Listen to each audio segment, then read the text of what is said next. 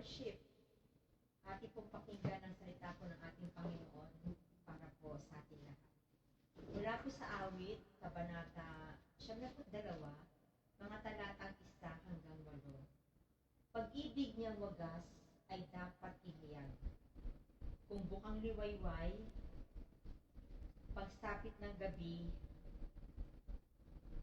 napakibalikan. Ay ba siya ang katapatan? Ito'y ipahayag sa salyo ng alpa tugtuging salteryo. Ako'y nagagalak sa iyong ginawa, sa kahanga-hanga. Sa lahat ng ito, ako'y umaawit dahil sa tuwa. O pagkadakila, kay dakila Yahweh ng iyong ginawa. Ang iyong isipan ay sadyang mahirap naming maunawa. Sa kapos na isip, ang bagay na ito ay di nalalaman. Hindi malilirik, hindi mauunawa ng sino mang mangmang. Ang mga masama, kahit na dumamit, sila'y may umunlad. Kanilang hantungan ay tiyak at lubos na kapahamakan. Sapagkat ikaw lang Yahweh, ang dakila't walang katulad. Purihin po ang Panginoon sa pagkabasa po ng kanyang salita. Tayo po'y manalangin. So, hallelujah, Abba Father. Hallelujah, Lord Jesus, and hallelujah, God, the Holy Spirit. Lord, we thank you, Lord. Your presence is here, O God. We welcome your presence, or dear God, the Holy Spirit. Holy Spirit, have your way. Yes, O God. Let your heaven rejoice, Panginoon, as we humble ourselves, O God, before the throne of our God Almighty. Father, you are here. Saturate this place, O God. The time is yours, Panginoon. Para sa iyo po ito, Panginoon. Yes, O God. Yes, Lord Jesus. There is calmness, Lord. There is peace, O God. You are preparing our hearts, O God, to receive your word. Let our hearts, Lord, be a vessel, Panginoon, na pupunuin mo ng iyong mga salita, salita ng kagalakan, salita ng kaaliwan, salita ng pagpapala. Father, bless our heart, create in us a pure heart, O God, and renew a right spirit in us, O God. So, Lord, we will praise your name. We will glorify your name. You are full of glory. You are full of majesty, O Lord. Let this hour be a holy hour, O God. Let the atmosphere, O God, turn into worship, O God. Because you are holy, you are righteous, you are God. Panginoon, samahan niyo po kami ni Pastor Edric, O God. Let your angels join with us, O God.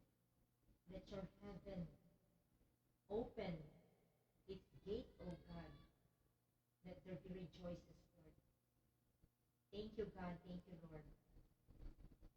This I pray, O God, in Jesus' name. Amen. Amen. So, gandang gabi po sa ating lahat.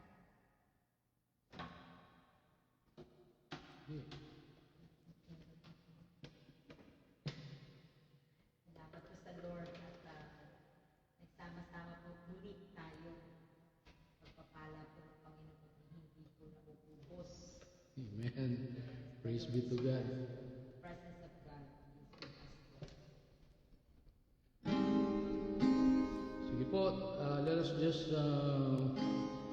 relax in the presence of the Lord and let us worship Him and honor Him and let us give thanks to God and let us speak His name, Jesus, His powerful name, Jesus. Let's just say Jesus. Let's say Jesus, your most powerful name. Hallelujah. I just want to speak the name of Jesus over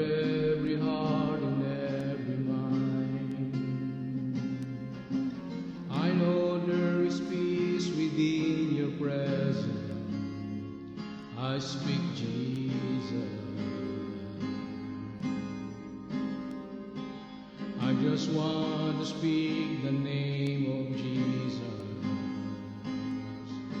till every dark addiction starts to break,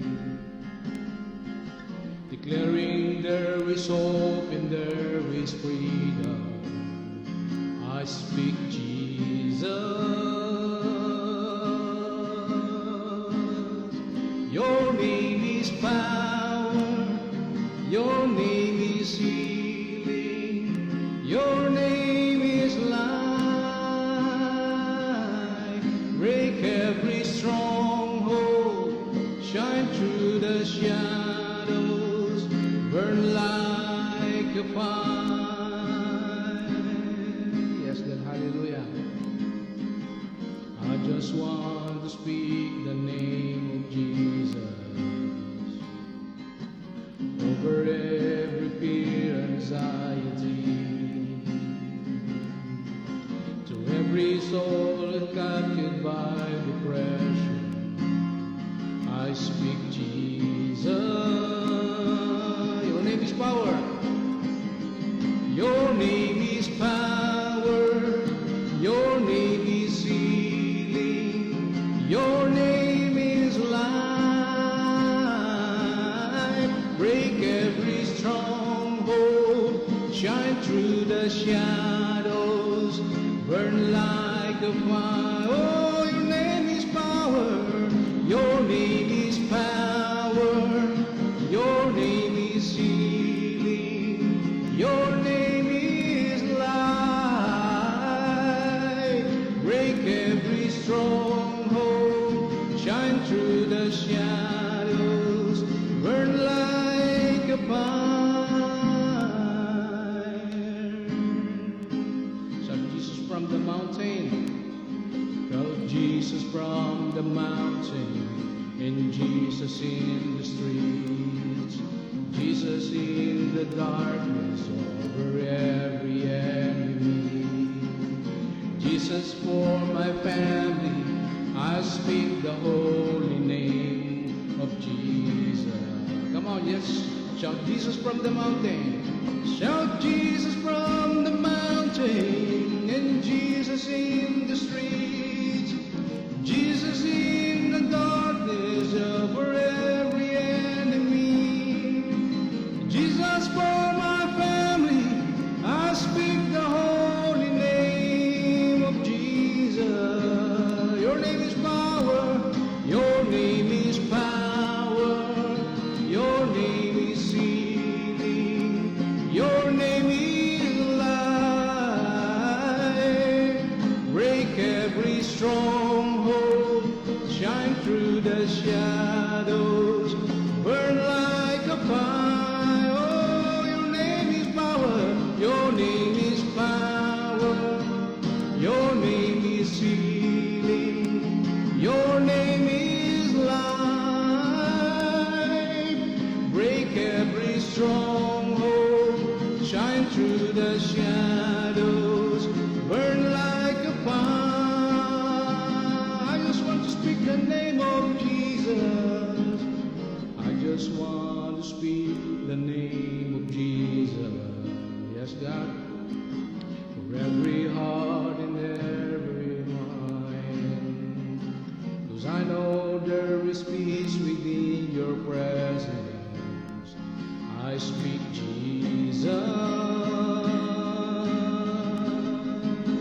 I just want to speak the name of Jesus for every heart and every mind. 'Cause I know there is peace within your presence. I speak Jesus. Your name is power. Your name is healing. Your name is life. Break every stronghold. Shine through the shadows. Burn like a fire. Your name is power. Your name is power.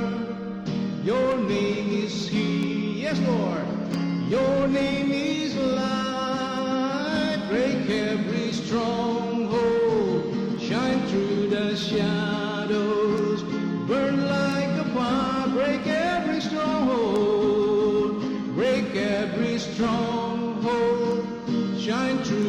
shadows, burn like a fire, break every stronghold, break every stronghold, shine through the shadows, burn like a fire. Your name is power, your name is healing, your name is life. Declare the name of Jesus is power. Your name is power, your name is healing, your name is life. One more time, declare the name of Jesus. Your name is power, your name is healing, your name is life. Your name is power, your name is healing, Jesus. Your name is life. We speak your name, Jesus. Come on, let's say Jesus. We speak your name, Jesus. We speak your name, Jesus. Hallelujah. To you are the glory, honor, and praise of our Father, Lord Jesus, and Holy Spirit. In Jesus' mighty, mighty name we pray and shout, Amen. Amen. Hallelujah.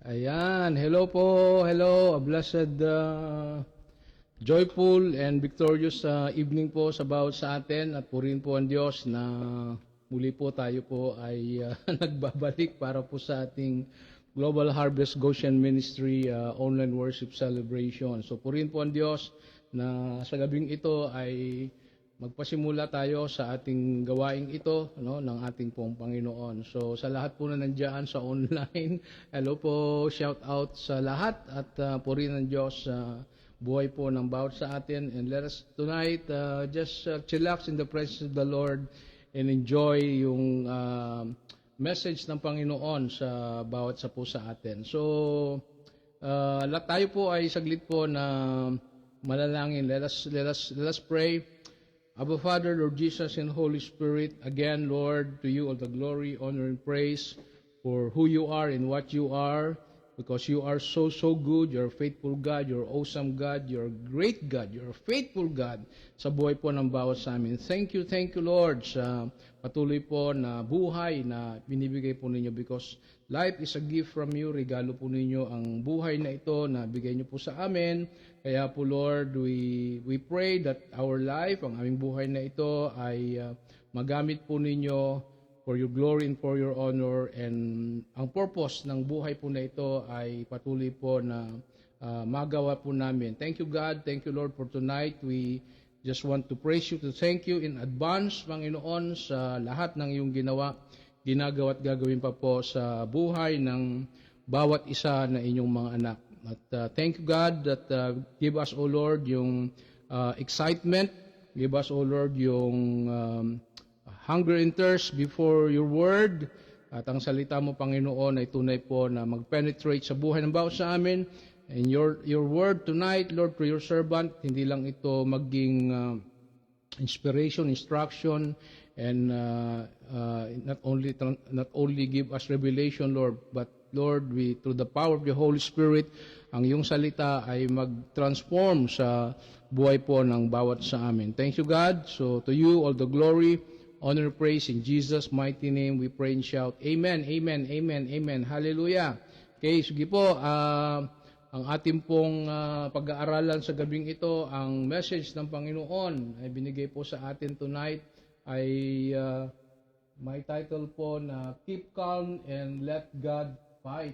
Yan, no? Keep calm and let God fight. So, very timely po itong message ng Panginoon, sapagkat alam niyo po, sa buhay natin ngayon, talagang kailangan natin na maging kalmado.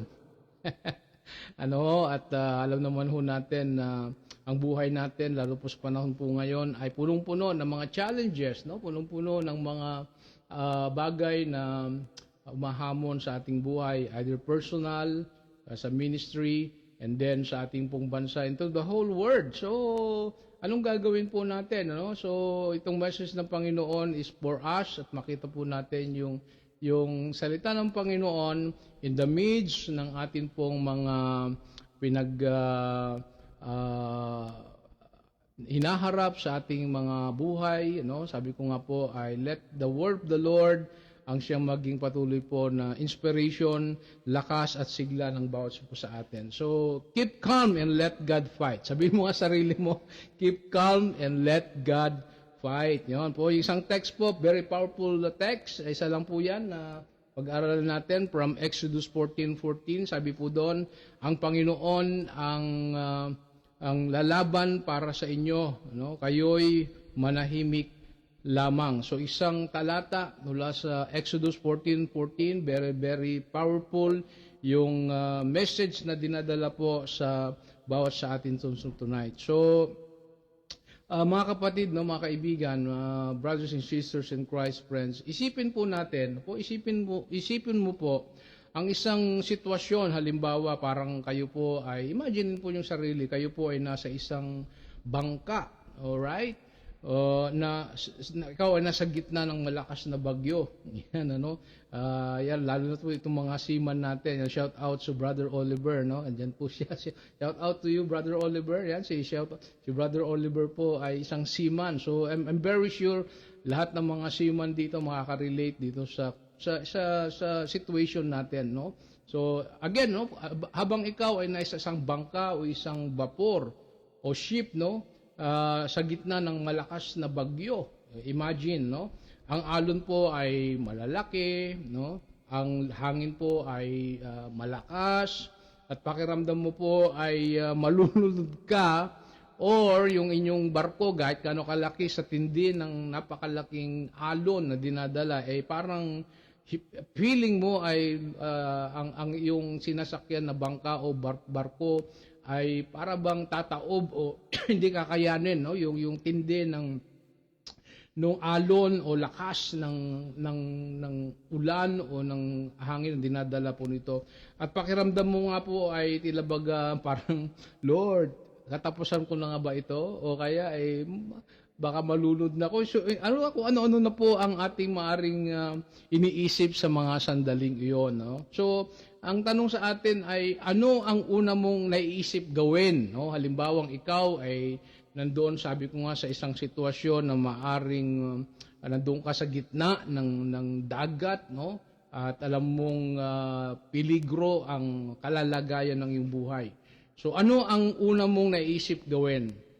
Kayo nga po, pwede po ba kayong magbigay ng inyong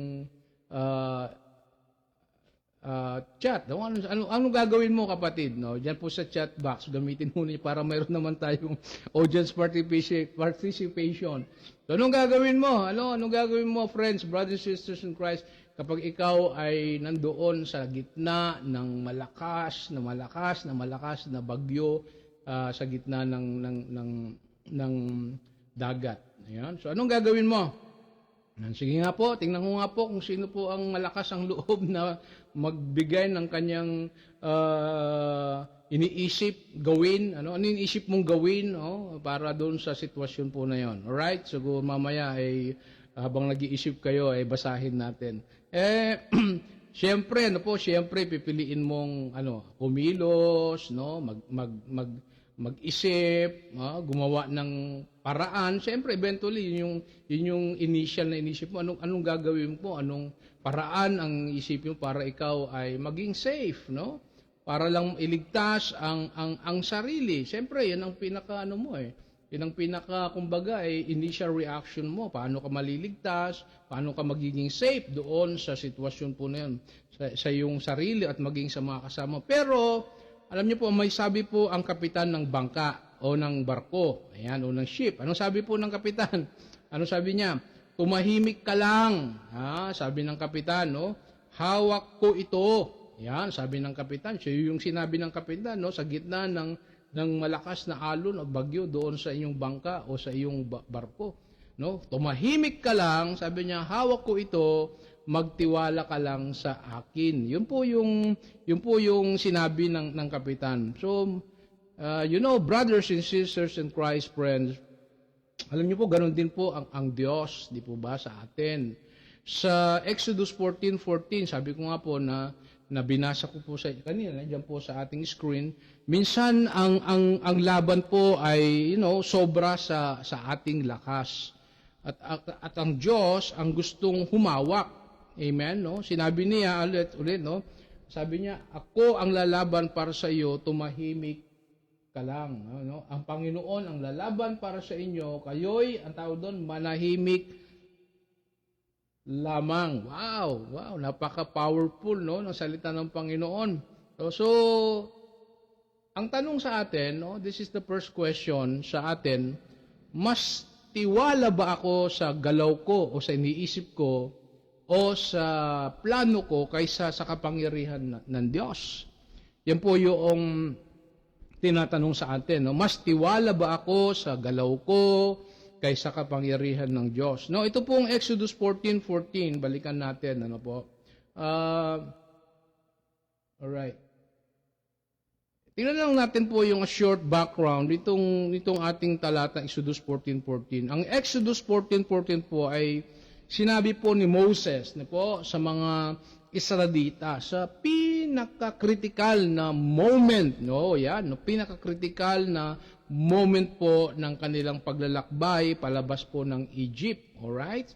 Kagagaling lang nila po sa 400 years of slavery mula sa Ehipto. Ayan po yung background niyan, no? Pero bago pa man sila makalayo, no? Hinabol sila ng hukbo ni Parao kasi may promise si Lord to Moses sa bayan ng Israel na sila ay palalayain at sila ay pupunta sa promised land, from Egypt to promised land.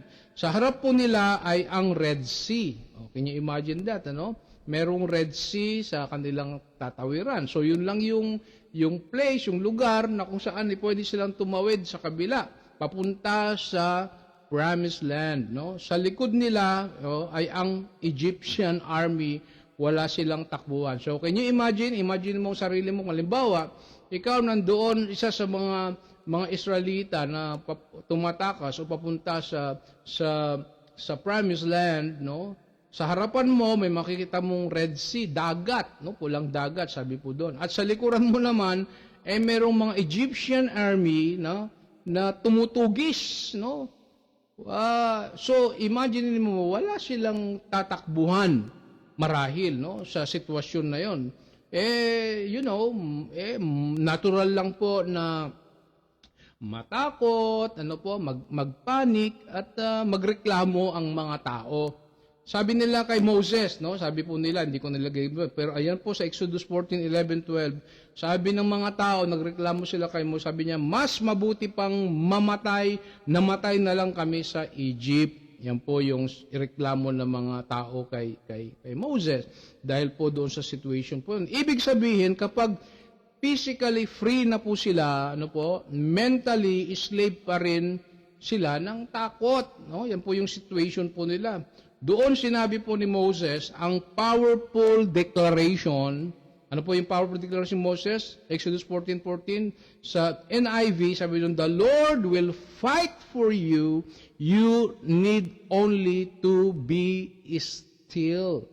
Ayan, no? Yung po yung sa reklamo na naririnig ni Moses sa mga Israelita dahil sa mahirap na situation po nila, critical moment ng kanilang buhay, sabi ng just Moses, sabi niya, the Lord will fight for you, you need only to be still. No? Parang sinasabi ni Moses sa mga bayan ng Israelita, hindi kayo ang lalaban. Yan, Diyos ang kikilos. No?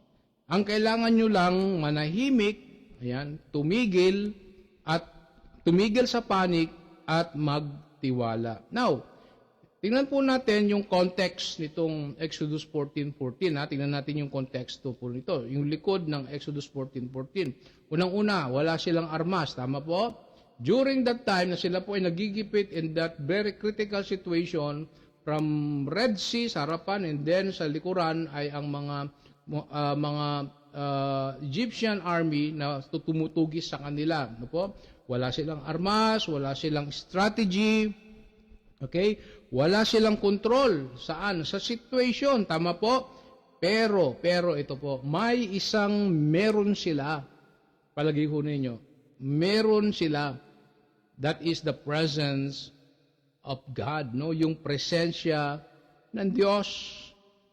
Ang verse po na ito, Exodus 14:14, sabi ko nga po, alright, ang Panginoon ang lalaban para sa inyo, kayo'y manahimik lamang, ay hindi ibig sabihin po na wala ka nang gagawin habang buhay. Hindi naman po yun ibig sabihin, no? Kundi sa moment po na iyon, sa situation po na iyon ng mga Egyptian, ng mga Israelites, ang utos po ng Diyos ay magtiwala muna bago kumilos. Alright? Ulitin ko po ha. Ang utos ng Diyos sa kanila through Moses ay magtiwala muna bago kumilos. Alam niyo po mga kapatid, mga kaibigan, mga minamahal, minsan kasi, kapag sobrang takot tayo, imagine natin yun, kahit tayo, aminin, no? Sobrang takot tayo sa mga situation, sa mga nangyayari sa buhay natin, sa paligid natin, sa pamilya natin, sa buong mundo, mas nakakasira po ang galaw kaysa nakakatulong, tama ba? Kaya ang Exodus 14:14 po, ay paalala, right? Paalala na kapag naipit ka po sa sitwasyong hindi mo kayang ayusin. Okay? Listen to this, church. Doon lalong nagiging malinaw po na Diyos ang lalaban para sa iyo. Ulitin ko po, kapag naipit ka, halimbawa, alalahanin mo, baka may mga sitwasyon sa buhay natin, kapag naipit ka sa isang sitwasyong hindi mo kayang ayusin, okay? Doon lalong nagiging malinaw, okay, na Diyos ang lalaban para po sa iyo. Amen? So, tingnan po natin ang tatlong prinsipyo kung paano keep calm and let God fight for us. No? Number one, the prinsipyo is this, no? God's fight is strong. Yan. God's fight is strong. No? Exodus 14:14, ang Panginoon, sabi diyan, ang lalaban para sa iyo. Okay, ang mga Israelita po ay, ulitin ko po, para ma-appreciate nating mabuti itong tinasabi itong point number one, God's fight is strong. Ang mga Israelita, remember, ay naipit po sa pagitan ng hukbo ni Paraon at ng dagat na pula. Sa kanilang sariling kakayahan, yan po, ano po, ulitin ko, imposible po silang makatakas. Tama po? At ganoon din minsan ang buhay natin, ano po? Ang ganyan din buhay natin minsan problema sa pera, relasyon, trabaho, o kalusugan pa, no? Sobrang laki ng problema, parang wala na tayong pag-asa. Pero tandaan po natin, no? Tandaan po natin, mas malakas, ano po, ang laban po ng Diyos kaysa sa anumang problema natin. Amen? Tandaan po natin yan. Mas malakas ang laban po ng Diyos kaysa anumang problema mo. Amen?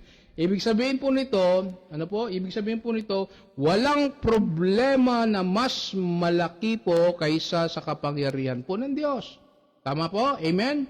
Ang nakakatakot po sa atin, ano po, ayun lang po, nakakatakot po sa atin, ay maliit lang kung ikukumpara sa lakas ng Diyos. Yan. Minsan po kasi, lumalaki po ang problema, hindi dahil malakas talaga nito, dahil sa lakas ng problema, kundi dahil masyado nating itong tinitingnan. Yun po, no po, mas marahil nagpo-focus tayo, okay, na o-overwhelm tayo doon sa laki at lawak ng problema kaysa lakas na magagawa ng Diyos sa buhay po natin. Kaya po, sa Exodus 14:14, hindi sinabi po ng Diyos, hindi po sinabi ng Diyos na tutulungan ko kayo. Ang sinabi po niya, ako ang lalaban para sa inyo. O, nakita po ninyo? Ibig mo sabihin, hindi pantay ang laban. Kapag Diyos, no po, ang pumasok sa laban, kapatid, kaibigan, mga minamahal, mga kababayan, siguradong panalo ka. Amen. Sabi mo nga, siguradong panalo ako kapag ang Diyos ang lumaban sa buhay ko. Amen. Ang problema po natin may limitasyon. Tama po? Ang problema po natin may limitasyon. Una, may hangganan ang lakas nito. Okay? May hangganan ang epekto po nito at may hangganan ang panahon po nito. Yan po ang problema natin na may limitasyon. Pero ang Diyos, tingnan po natin, pero po ang Diyos walang limitasyon. Ang kapangyarihan, unlimited, alright? Unshakable, unbreakable, unbeatable, ang kanyang kapangyarihan sa buhay po ng bawat sa atin, unligad. Amen? Walang hanggan ang karunungan po ng Diyos sa atin po. Walang kapantay ang autoridad po niya sa buhay ng bawat isa po sa atin. Yan po ang Diyos po natin. Amen? Yan po ang Diyos. Kaya kapag Diyos po ang lumaban, alam niyo po, ang problema ay hindi lang natatalo. Okay? Napapakita rin kung sino talaga ang hari sa problema at buhay mo. Kapatid, kaibigan, sino ba ang hari sa problema mo o sa mga sitwasyon ng buhay mo? Ang hamon po sa atin, mas nagtitiwala ba tayo, okay, sa bigat ng problema o sa bigat ng kapangyarihan po ng Diyos? Kapag pinili po nating maniwala po na mas malakas ang laban po ng Diyos, alam niyo po, ang takot po ay napapalitan ng kapayapaan at ang panik po ay napapalitan ng pananampalataya. Parang si David.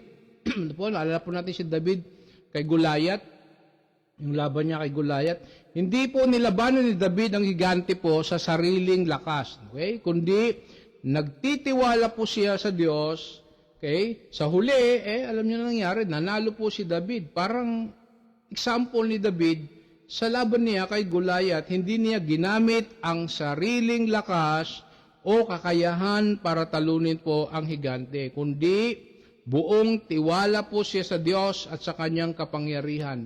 Alam niyo po, meron nga pong magandang illustration doon sa background nung pagkatalo ni Goliath. Paano niya tinalo si Goliath? Di ba sa pamagitan po ng sling o ng tawag yung sling sa Tagalog? Tirador, no? Isang tirador lang. Oh, bagsak si Goliath. Sa noo pa. Oh. Alam niyo po, sabi po sa komentary, kahit po nakapikit pa si David, o nakatalikod pa si David, o hindi nakatingin si David, sa punteriya kay Goliath, siguradong mamamatay at matatalo po si Goliath. Bakit po?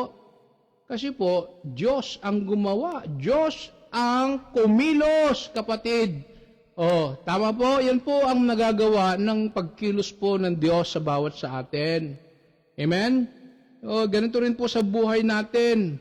Kahit sobrang laki po ng problema o higante, kapag umasa po tayo sa Diyos at hindi sa sarili natin lakas, kakayahan o karunungan, makakamtan po natin ang tagumpay. Amen? Sabi mo sa sarili mo, I am victorious. Ako ay matagumpay sapagkat may Diyos na lumalaban sa aking buhay, sa aking pamilya at ministeryo. Amen? So, alam nyo mga kapatid, mga kaibigan, mga minamahal, hindi po natin kailangang sukuan ang laban. Ano ba laban mo ngayon, kapatid? Tanong ko sa iyo, ano ba laban mo ngayon? Ang kailangan lang natin po ay pagtitiwala sa kapangyarihan po ng Diyos. Now, what is the application dito sa ating point number 1? Alright? Sa oras ng pagsubok, alright, nandiyan po sa ating screen, basahin natin. Sa oras ng pagsubok, huwag muna umasa sa sarili lamang. Pangalawa, kilalanin ang limitasyon mo at hayaang kumilos po ang Diyos. Amen? So point number 2, anong prinsipyong number 2 na makukuha natin dito sa ating pag-aaral, no? Keep calm and let God fight. Our role, no? Be silent and trust. Yun daw po yung dapat maging role natin doon sa ginagawa ng Diyos sa atin. Be silent and trust. Exodus 14:14, sabi nun, kayo'y manahimik lamang. Sabi ng Diyos, utos niya yun, no? Psst! Manahimik ka. Manahimik ka lamang. Kayo'y manahimik lamang. Yun po ang sabi ng Diyos. Alam niyo po, parang bata, di po ba? No? Parang bata na hinahawakan ng magulang habang tumatawid sa mataong kalsada. Hindi siya lumalaban, kundi nagmamadali, nagtitiwala lang. Ganito rin po ang gusto ng Diyos sa atin, mga kapatid, mga kaibigan, mga minamahal, mga kababayan. Tumigil muna tayo sa sariling lakas at hayaan ang kanyang kapangyarihan ang humawak. Ang pahayag po na ito ay paalala po na hindi lahat ng problema po ay nalulutas sa pagpupumilit. Minsan, ginigiit natin, pinipilit natin, sa kagustuhan natin, di po ba?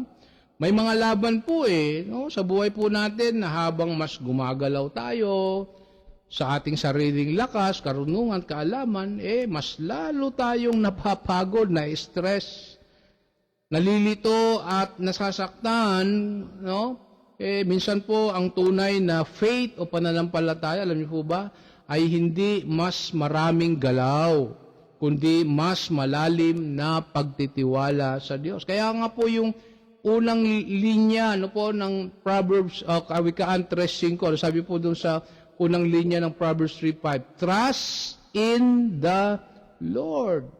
Trust, it's a big, point na gustong makita po sa ating pong buhay. Okay? Alright? Ang salitang be still o tumigil, o tumahimik ay hindi ibig sabihin na sumuko o maging tamad. Ang ibig sabihin po nito ay ihinto muna ang pagkontrol sa iyong sarili, sa iyong decision, sa iyong emotion, sa iyong feeling, ang pag-aakalang kaya nating lahat. Ito po ang be still, okay, ng Exodus 14:14. Pagtigil saan? Sa panic, pagtigil sa reklamo, at pagtigil sa sariling diskarte. Alam niyo po, kapag hinayaan po nating hawakan po ng Diyos ang mga sitwasyon natin, mga hamon ng buhay natin, mga problema o bagyo ng buhay natin, alam niyo, doon po natin nararanasan ang kapangyarihan na hindi galing po sa atin. Ang sariling lakas po ay may hangganan. Ano po? Napapagod, nauubos, nagkakamali. Pero po, ang kapangyarihan po ng Diyos ay hindi nauubos sa hindi at hindi nagkakamali. Tama? Amen? So, sa totoo lang, alam niyo po, sa totoo lang, madalas, hindi gumagalaw ang Diyos dahil ayaw niya, kundi dahil ayaw pa niyang bumitaw. Pero po, sa sandaling sabihin nating, Lord, ikaw na. Lord, suko na ako. Lord, give up na ako. Ayun, doon nagsisimulang kumilos po ang kanyang kapangyarihan. No? Kaya po itong Exodus 14:14, sabi niya, kayo'y manahimik lamang. Okay? So, anong ibig sabihin ng manahimik? Alright, tingnan natin. Ano ba ibig sabihin ng manahimik? Okay? Hindi ito pagiging tamad o walang ginagawa. Ito ay pagtigil sa sobrang pag-aalala, pagpapanik, at sobrang takot. Ito po ay pagtitiwala. Trust. Kaya nga po, di ba? Sabi ko nga po, ang unang salita ng Proverbs 3 verse 5 is trust. Alright? Trust, kapatid. So, life application, itong ating simple principle number 2, kapag may problema, huminto muna sa pagpanik. Amen? Huwag pilitin ang solusyon sa sariling diskarte o sariling kakayahan. Alright? Pangatlo, magdasal, manahimik, at pakinggan ang tinig po ng Diyos. Amen? Kaya po,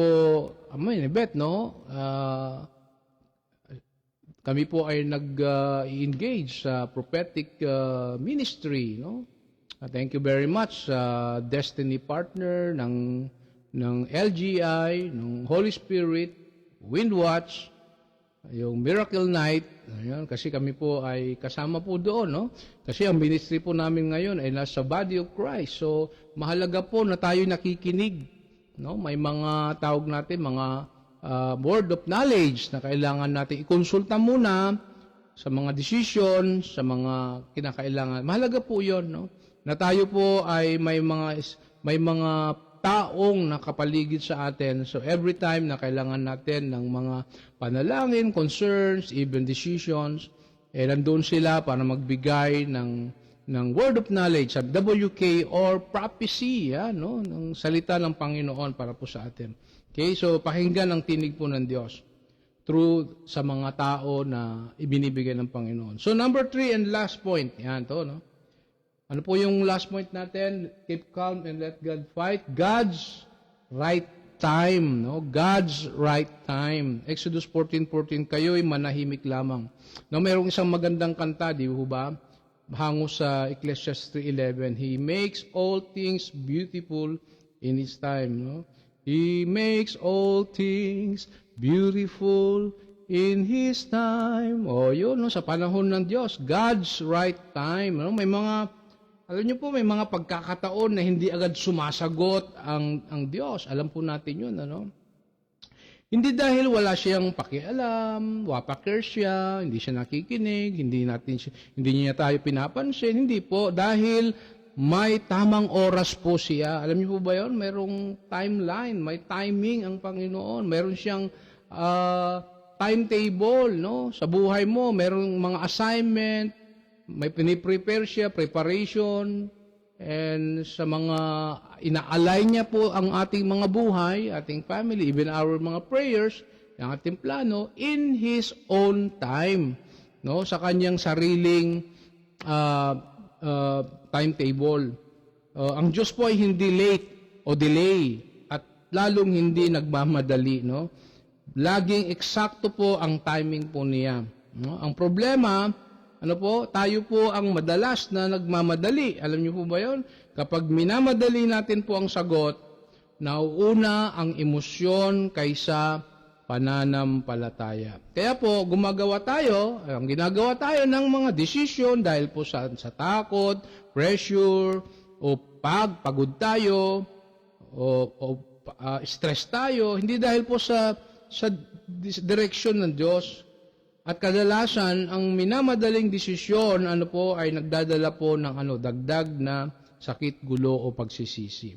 Now, balikan natin yung Exodus 14:14. Kung kumilos agad ang mga Israelita, okay, imagine ito kung kumilos agad ang mga Israelita sa sariling paraan, tumakbo marahil pabalik sa Ehipto, o sumabak sa laban, o magpanik at tuloy-tuloy na lumangoy o sa Red Sea, okay? Tiyak na mapapahamak sila. Tama po? Tiyak na mapapahamak sila. Pero sinabi po ng Diyos, be still. So, ibig pong sabihin, hintayin ninyo ang tamang oras ng pagkilos po ng Diyos. Ang paghihintay po ay hindi kawalan po ng pananampalataya. Ang paghihintay po ay isang anyo ng pananampalataya. Ito po ay paniniwala na kahit hindi mo pa nakikita po ang sagot, gumagawa na ang Diyos sa likod ng eksena. Kaya nga po, alam niyo, everyday, sabi ko, Lord, I'm super excited, super expectant. Yan po ang aking palaging iniisip. Super excited, everyday, yung sa mga plano, mga nais niya sa buhay po namin, sa aming family, life in ministry, no? Ito lang lagi ko sinasabi, everyday, Lord, thank you, we praise you, Lord. I'm super excited, super expectant for your timing, for your timetable for us. No, alam niyo po, minsan kailangan din nating maghintay, no? Alright? Minsan kailangan din nating maghintay. Ang mga Israelita po ay kailangang maghintay hanggang pagpartihin ng Diyos ang dagat na pula. Hindi nila ito mapipilit. Alright? Hindi nila mapipilit. Wala silang magagawa doon. No? Minsan, dumadating ang sagot ng Diyos sa tamang oras lamang. Tama po? Ang pagmamadali po natin, ay maaaring makasama pa, no? Sa ating mga buhay. Parang magsasaka o mga farmers, no? Ako, nakaka-relate po dyan. Ako po lumaki sa probinsya, no? Laking bukid po ako. Magsasaka po ako. At young age, ako po ay magsasaka na, no? Farmer po ako. Sa probinsya po namin, no? Sa Talabutab Norte, General Natividad, Nueva Ecija. Yan, shout out kay Mamit Daddy, kay Uncle Rudy. Andiyan ba sila? Ngayon ay nandoon sa Talabutab Norte. Nagbabakasyon. No? So, para magsasaka po, farmers, no? Hindi niya pinipilit ang ani na lumaki agad. Yat, itatanim, no? Didiligan, itatanim, ididiligan, araw-araw, at hihintayin ang tamang panahon ng ani. Ganito rin po ang Diyos, kapatid, kaibigan, mga minamahal, mga kababayan, may tamang timing sa bawat laban at biyaya. Ang tanong, kailan, Pastor?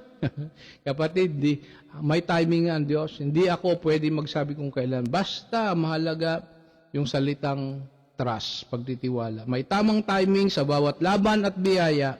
Parang analogy, Parang analogy ito ng buhay po natin sa pananampalataya. No?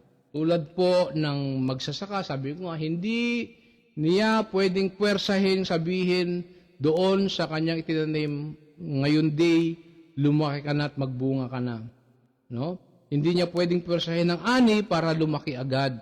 Kailangan po ng proseso. Okay? Itanim ang buto, diligan, alagaan, at hintayin ang tamang panahon para mag-ani. Anyway, ako po ay nagsisimula akong mag-farm, organic farming dito sa aming tinatawag kong Goshen roof deck. Sa roof deck po kasi, sayang yung taas.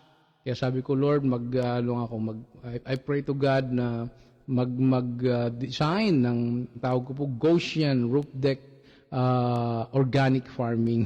So, kaya itong gagawin ko, magtanim ng buto, diligan, alagaan, at hintayin ang tamang panahon para mag-ani. Ganito rin po ang Diyos sa mga plano at laban natin po sa buhay.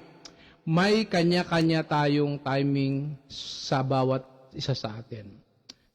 May kanya-kanyang timing siya sa bawat isa po sa atin. Hindi po tayo nade-depress kung delayed o matagal o wala pa ang sagot sa ating mga panalangin. Kailangan lang tayong magtiwala, maghintay, at patuloy po na maging obedient, no po, habang kanyang pinapaganda ang ani, no? Ang ani, ang harvest, ang breakthrough po sa tamang panahon sa buhay po natin. So ano pong life application po natin dito? Alright? Sabi diyan, matutong maghintay sa plano ng Diyos, huwag magmadali, huwag mawala ng pananampalataya. Okay? Manalig na kung may delay, may dahilan ito at ito ay para sa ating kapakinabangan. Amen? So, anong conclusion po natin? No, anong conclusion po natin, hamon natin sa salita ng Diyos sa bawat salita? Sinabi po ng Diyos sa atin ngayon, ako ang lalaban sa iyo. Yan ang personal na sinasabi po ng Diyos sa atin. Ako ang lalaban para sa iyo, tumahimik ka lang. Mga kaibigan, mga kapatid, mga minamahal, na mga kababayan, sa anumang laban ng ating buhay, either personal, pamilya, spiritual, o maging sa ating bansa o sa buong mundo, ang tungkulin po natin po ay simple lang. Alam niyo po yun, ano yun? Tumahimik. No? Be still. Magtiwala, panoorin ng Diyos na kumikilos sa ating mga buhay. Sa panahon ngayon po, no, sa sitwasyon natin ngayon, na puno ng stress, uncertainty at pressure na dinadala ng ating buhay, ng ating personal na buhay, family, even ministry, sa ating bansa, sa ating gobyerno, no, sa ating, maging sa national crisis ng ating bansa. Pinapaalala po ng Exodus 14:14 no po, na hindi natin kailangang akuin ang bawat laban. May Diyos, kapatid, na handang lumaban. Amen? Para po sa atin. Ulitin ko, may Diyos na handang lumaban para sa iyo. Ang keep calm and let God fight ay paalala po.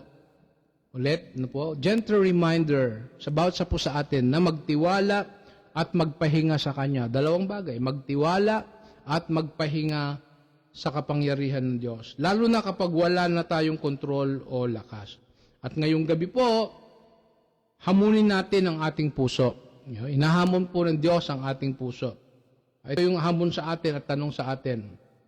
Kaya mo bang tumigil sa sariling pakikipaglaban at hayaang ang Diyos ang lumaban para sa iyo? Kapatid, ang tanong na ito ay nag-iimbita sa bawat sa po sa atin na mag-reflect no po sa ating pananampalataya. Dahil po madalas gusto nating kontrolin no po, ang lahat ng sariling lakas lang ang ginagamit natin para labanan ang problema. Pero po sa Diyos, kapatid, iba ang prinsipyo. Minsan kailangan nating tumigil sa sariling pakikipaglaban o i-release ang kontrol, kapatid, at hayaang ang Diyos ang lumaban para po sa atin. Kapag ginawa po natin ito, alam niyo po, makikita po natin ang Kanyang kapangyarihan at karunungan na mas malaki kaysa po sa atin. Amen? So, ngayong gabi, no, inihiling ko po na tayo yumuko at tayo po ay magsara sa ating pong panalangin. Nais ko pong ipanalangin ang bawat sa po sa atin. Ito po ipanalangin po ng pagtatalaga. At kung nais ninyo na sundan ang panalangin ito, ay pwede niyo pong sambitin o sa inyong puso ang panalangin ng pagtatalaga. Tayo po manalangin. Abba Father, Lord Jesus, in Holy Spirit, to you all the glory, honor, and praise, for you are worthy of our praise, and worship, and thanksgiving. For you are so, so good. You are faithful God. You are awesome God. You are great, great God, Panginoon. Even po sa anumang mga situations na nangyayari po sa amin, you still God. You still in control.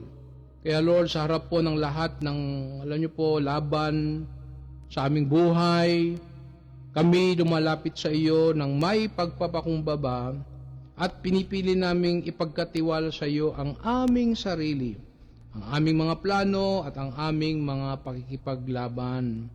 Ayon sa iyong pangako, ikaw ang makikipaglaban para po sa amin. Amen. Kaya po sa oras na ito, tumitigil kami po sa pag-asa sa aming sariling lakas, kakayahan, karunungan, pinapatahimik ang aming mga takot at isinusuko ang aming mga alalahanin sa iyong mga kamay. Itinatakda namin ang aming mga puso na magtiwala. Kahit hindi pa namin po nakikita po ang sagot, tinuturuan mo kaming manahimik. Hindi dahil sumusuko kami, kundi dahil nananalig kami na ikaw ay kumikilos.